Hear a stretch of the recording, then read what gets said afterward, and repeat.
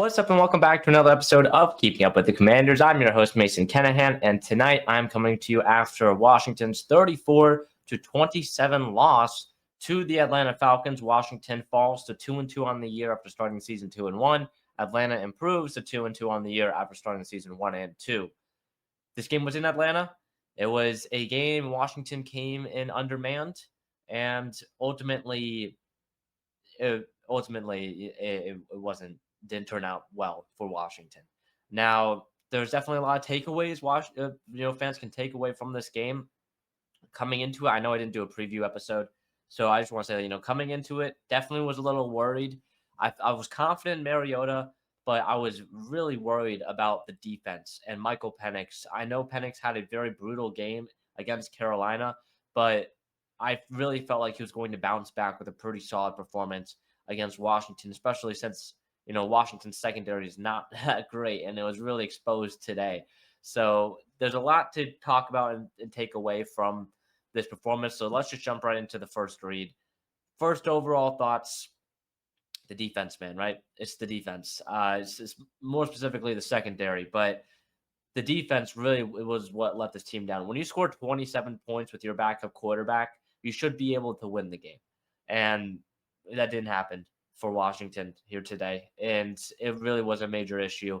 Washington seems they weren't able to get a stop pretty much through the first three quarters, it felt like. And then once they, were able to get a couple of stops late, force a field goal in that fourth quarter, it was the end. Because, you look at the drives for Atlanta, especially in that second half: touchdown, interception, touchdown, field goal, end of game. So beyond the one turnover the defense had, was a pretty terrible performance, for being honest here, on Washington's defense. Now, other first thoughts, takeaways. I didn't think Mariota played too bad. Yes, he had the interception, but I thought he was still pretty solid. That touchdown to Debo was a very, very good pass from Mariota. Led him out perfectly on that route. I believe it was like a stop and go from Debo. That was perfect. Other thoughts, the offensive line I thought was okay. Now, not incredible for Mariota, but still, I was kind of impressed by them. The running game for Washington got going at times, but ultimately, wasn't able. Apparently, they were down for majority of the game, so they were throwing the ball, which was the main thing. Now, if you look at this, you look at this running room, right, with Chris Rodriguez, Bill Krosky-Merritt, Jeremy McNichols, you average 6.7. You average 6.7, yards a carry, and that's really good, right? That's really good. But Washington was just down for a good majority of the game, and that ultimately, forced them to throw the ball probably more than they wanted to. Marcus Mariota. Oh, we'll just go to the offense now. Marcus Mariota was 16 of 27, 156 yards, 2 touchdowns. He had an interception. Took those 2 sacks, a passer rating of 84.8, QBR 72. Mariota, again, wasn't terrible, but ultimately, I felt like this offense did do enough to win this game. And it was, the other side that really limited them. I felt that the special teams as well. I won't really get to the special teams in this, so important maybe to mention it now before I forget. I thought the special teams was great. Matt Gay made a couple of field goals. He made one from 52, which 50-plus yard field goal for Matt Gay is like, I haven't seen that in quite some time. So that is big for him. And then in terms of, this offensive line and overall this offense, it was beaten up, right? No Terry McLaurin, no Jayden Daniels coming in. You have Tay Martin, no Noah Brown, no John Bates as well. So a lot of pieces that are missing from this offense. But, it was a very, winnable offensive performance. You put up 27 points. Special teams gave you great field position at times. Debo had 6 catches for 72 yards and a touchdown. McCaffrey, big game from him. He had a very good kick return. Also had 2 catches for 21 yards and a touchdown. So from him, it was a very good game. Yes, look back at Mariota, I thought the interception, wasn't great. But when was the last time you saw Marcus Mariota turn the ball over? Beyond, I guess, the fumble last week. But last time Mariota had a really costly turnover like that was, I don't know if he's done that in a Washington uniform. So I'm willing to give him, benefit of the doubt there. And at that point, they go field goal, touchdown, field goal to finish out the game, which again, they were on pace to score another touchdown, but I thought the management from Dan Quinn late in that game was really good going for it on going for the 2-point conversion when you're down by what was it, down by 9 at the time? Yeah, down by 9. Go for the 2-point conversion because you got to go eventually. So I thought that was a great analytical move from him there, and then kicking that field goal because you need to have time after the onside kick to score a touchdown, and so kicking the field goal early was also a very smart move from Dan Quinn as well. Now, offensively, I thought they were fine. You on the ground ran for over 140 yards. There's really not much more you can do. And like I mentioned, they averaged over 6 yards per carry. And then in the air, 16 of 27 for 156 for Mariota. I thought he managed the game pretty well. Overall, I feel like the offense played well enough to win the game. And some stars on offense, I would say Luke McCaffrey, second straight week of scoring a touchdown. I did not see that coming. Is the Luke McCaffrey breakout here? I don't know. But overall, I am pretty disappointed in, McCaffrey and Lane, some of these younger receivers. Even Tay Martin was out there, because he got elevated. Chris Moore, 0 catches on 3 targets. Just the back. I mean, these are guys that are practice squad, borderline roster players that are now starting for you just because of these injuries. But I'm looking at Tay Martin and Chris Moore there. I know Jalen Lane and Luke McCaffrey are 2, high-profile draft picks that Washington hopes to help develop over the next few years.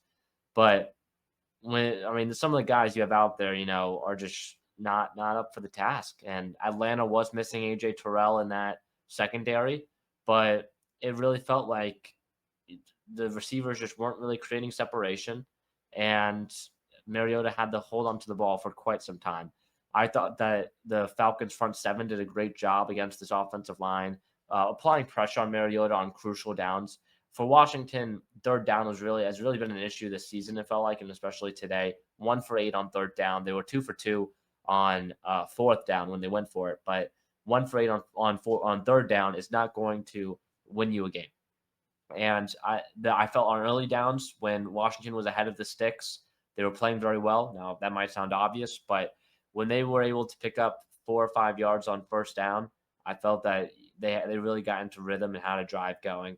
But it was once you get to the money downs, the third downs, fourth downs they played well on, but really the third downs or when they get behind the stick. So it's really hard for them to overcome that in this game, especially, when you're without your top 2 receivers, that's the main reason why.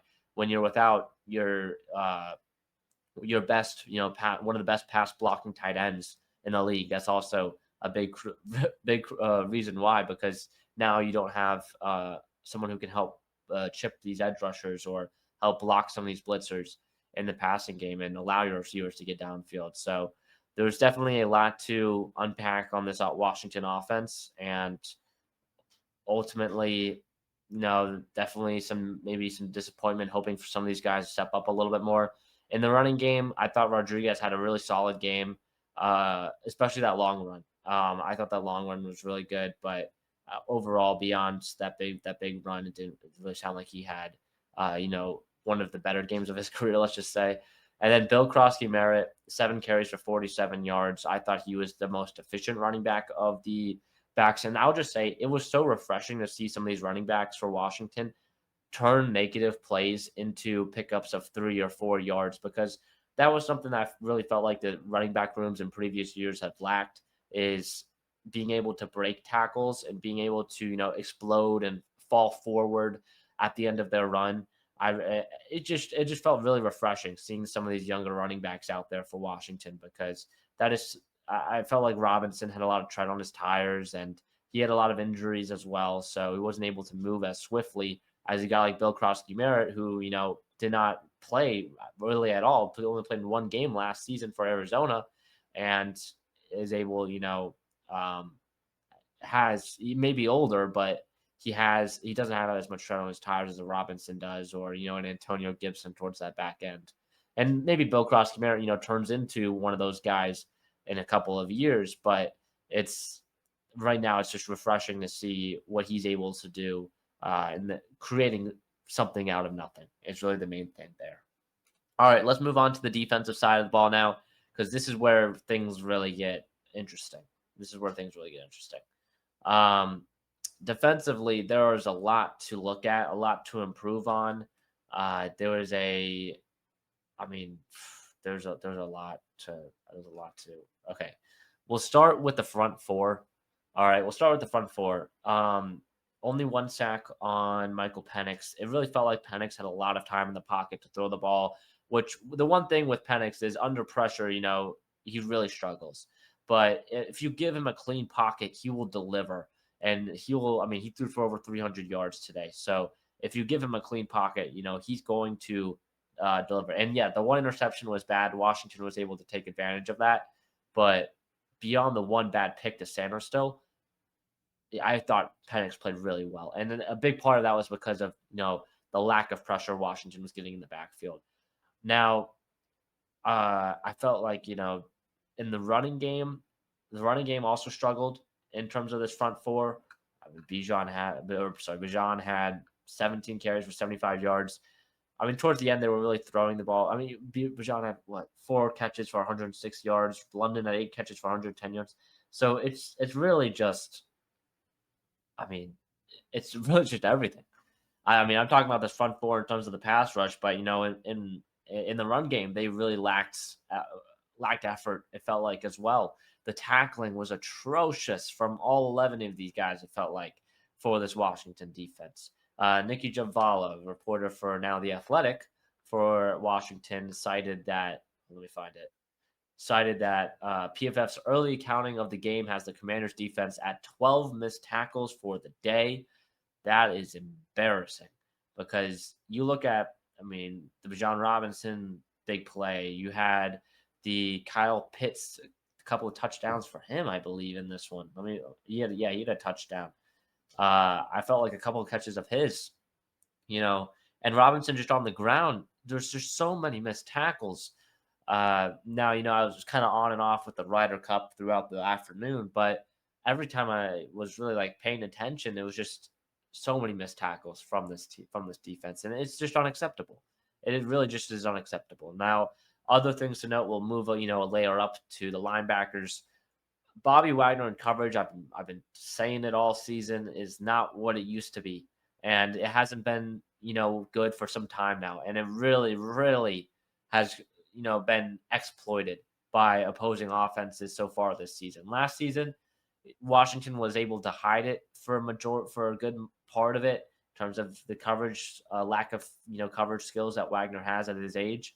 But today it was, I mean, the Bijan Robinson touchdown, I believe, was or not the touchdown, but the 69-yard run was with Bobby Wagner in coverage. It just was very, very poor from Wagner. And Wagner's still great in the run game. I feel like he can, moving downhill, he moves downhill very well. He takes good angles, but it was just the coverage has just been horrific from Wagner so far this season and has really let Washington down. Frankie Louvu, I feel like I have not said his name as much as I should be saying his name so far this season. Louvu had a sack today, and I felt like that was the first time Louvu really made a statement. I mean, that was his first sack on the season, I'm pretty sure. So, yeah, he has 1 sack and 10 tackles on the year, which is, you look at his numbers last year, 8 sacks, 99 tackles, 10 run stuff, 7 passes defended. I mean, so far he's got zeros on the board. He's got 1 sack, which he had today, and then 24 tackles. So, I mean, I just feel like for him, it's just not what we're used to seeing. And I don't know if he's blitzed as much as he did. I have to look at the numbers. I don't know if he's blitzed as much as he did last season and rushed the passer because he was doing that a lot last year and was one of the best at it. Ultimately became, a Pro Bowler because of, was it all second team All Pro because of it? So I was really impressed with Louvu last season, but so far this season, he's not making those big plays that he did last year. And I think that's another big issue for Washington in the pass rush as well, just because they're giving these opposing quarterbacks so much time. All right, other things. Oh, I didn't mention Javonte Jean-Baptiste. Seems like he tore his pec, which is not good because this defensive line room is already so beaten up. You have Dietrich Wise out for the year. You have, I mean, that's really it. But it just feels like it's just the defense is already so beaten up. It feels like Jonathan Jones on injured reserve, Will Harris on injured reserve. Um, and so I was really disappointed, in hearing about that because Jean Baptiste was someone who, is one of the younger players on this Commanders defense, which this Commanders defense is very old if you think about it. So him being one of the younger players, can help develop and get him some more playing time. It wasn't the prettiest of games from Jacob Martin either. Um, Johnny Newton, it felt like, could be definitely make more of an impact. Other things, yeah, the secondary. I mentioned how old this secondary is. Oh, one more thing on the defensive line. I forgot. All right, one more thing on the defensive line. Von Miller. I mean, I don't think he's living up to, I think Washington fans set a pretty high expectation for Von Miller. And I don't think he's gonna live up to that at this point through the first 4 weeks of the season. I have to look at the stats, but it's not been a great start to the year for Miller. I know he has one sack. That's not Von Miller, that is Trevon McMillan. Yeah, I know he has one sack. Last week was his best game, definitely, of the season. 2 sacks, I guess. PFF counts as 2 sacks, but I think it's one total couple of half sacks. Last week was the best game of the season for him, but it has not been the prettiest that you're hoping for in terms of Von Miller. I know he is 36 years old, but you're hoping for better play. You're hoping for better play. I felt like his angle taking and his tackling technique was definitely not pretty today to watch. So that is also something to monitor. And then in the secondary, finally, number two. It's every week with number two. Lattimore does not have an interception yet in his Commander's career. Maybe I'm wrong with that. I don't think I am. I don't think Lattimore has an interception in his Commander's career so far, which is not great. Not great. Yeah, he doesn't. He doesn't. So he hasn't had an interception since the 2023 season. So that also is pretty notable as well. And when you get Lattimore right, you want those big plays. You want that lockdown coverage. You don't want to hear his name, right? And if you do hear his name, it's because he makes a big play, turns the ball over. But we're hearing his name way too much. It's like every other play almost. It's like they're targeting Lattimore, and I mean because they really are. Because he's playing soft coverage for some reason because he's not that quick anymore, moving vertically and accelerating. So he's kind of playing the softer coverage, so he doesn't get beat deep, and he's just getting picked apart. So that he's definitely been a disappointment so far in his time in Washington, and also I felt like some of these other corners, Trey Amos wasn't the prettiest game from him. Sanders still had a good interception, but also was playing pretty soft as well. And in the safeties, there's really not much you can do at this point. Quan Martin and Jeremy Reeves, and then of course mixing in Darnell Savage, the new addition in the safety room with Will Harris out for the foreseeable future. There's not much. I mean, you can do there. You kind of just stuck with what you have, plus the new addition of Savage, who maybe Savage gets more playing time in the future. I didn't really see him out there a lot this week for obvious reasons. He doesn't really know the playbook yet. He's only been on the team for 4 days, but it's definitely subpar as well.